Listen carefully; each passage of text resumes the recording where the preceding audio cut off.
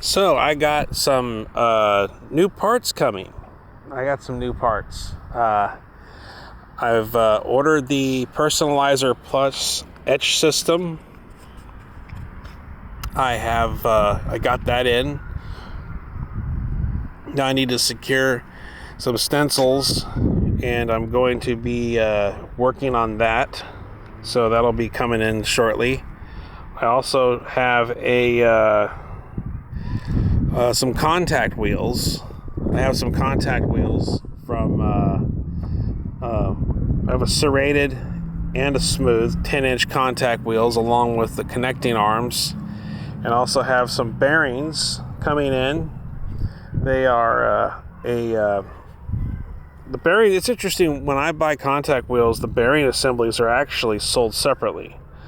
So me being a bit of a lazy person, I don't like to pull the wheel off of the arm and add and undo wear and tear to the arm.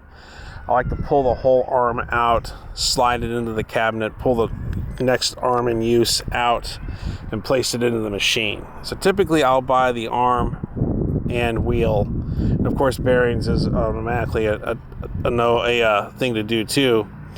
I'm not going to change bearings out between wheel changes. I want bearings, wheel, and arm all in one assembly that I can just switch out quickly.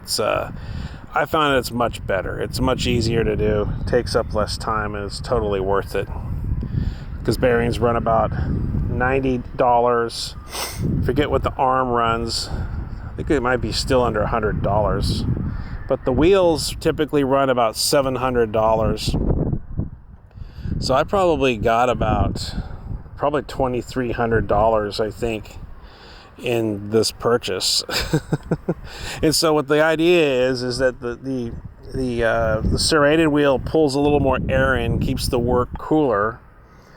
The smooth wheel is more of a finishing wheel, but I'm going to have to work carefully with that, because in the past I found that the RPMs typically cause the wheel to sort of move out. It's sort of it's solid rubber. It's a medium durameter, but it's kind of sort of causes a dip in the material, which means is that when I go to actually run it across the wheel, that dip creates these sharp points that protrude out on the belt, and it sort of creates striations. And that's sort of why I switched to exclusively a serrated wheel, and I just simply turn the speed down. But with the 10-inch diameter, I might actually be able to more successfully utilize that to make a more of a proportion hollow. If there's less switching around and trying to establish symmetry, it should cut more.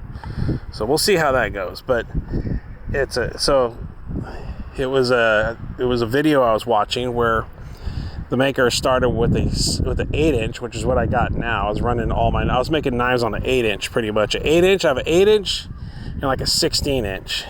And what he would do is he would basically start the groove on the 8-inch very aggressively, very fast, hog it off, and then would go ahead and do the initial work with the 10-inch solid. Now, I don't know what durameter he was using, but with me, my strategy is the same strategy. Start out with the 8, move over to the initial grinding with the serrated 10, and then maybe experiment with the finishing with the smooth 10. So I don't know. I'm going to have to come up with the formula for that. We'll see what's going on. So I got those en route. Next mode of business is to make a set of stencils. I'm going to probably pull out the old Cricut machine, cut some stencils out of Mylar. I'm going to do my own logo on Photoshop, vectorize it, transfer it to the paper, have it cut, and then I'll use those as stencils for the Personalizer machine to mask off the etchant when I etch the metal. So hopefully that pans out. A little bit of practice may be needed, but hopefully that'll pan out. So we'll see what happens. But yeah, it's going to be fun. It's going to be pretty fantastic. It's going to be a fun time. Get over here. Okay, come on. No, you're never going to get the cat. Forget it. Come here. No, what's it with you, huh? You gotta have the final word, don't you? Don't you? Okay. Come on. Come on.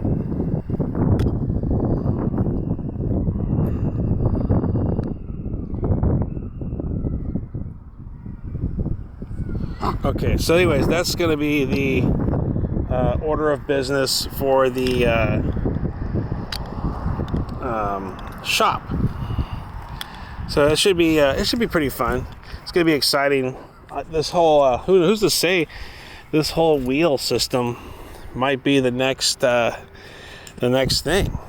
It might be the next. I might just say, hey, this is so much easier. Why didn't I switch to this further? And I always thought I wanted a 10. I always used to buy this stuff, play around with it. And then by the time I got to the end of my first run of making knives, I just gave up on it and quit using it. I mean, no way in heck I'd sell that grinder, though. That grinder comes in handy.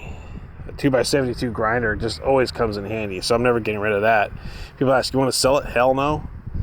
There's so many on the market now. There's no reason for anybody to buy my used grinder when there's so many others on the market, especially for fabricators. They'll do the trick anyway. But at the time, there was only like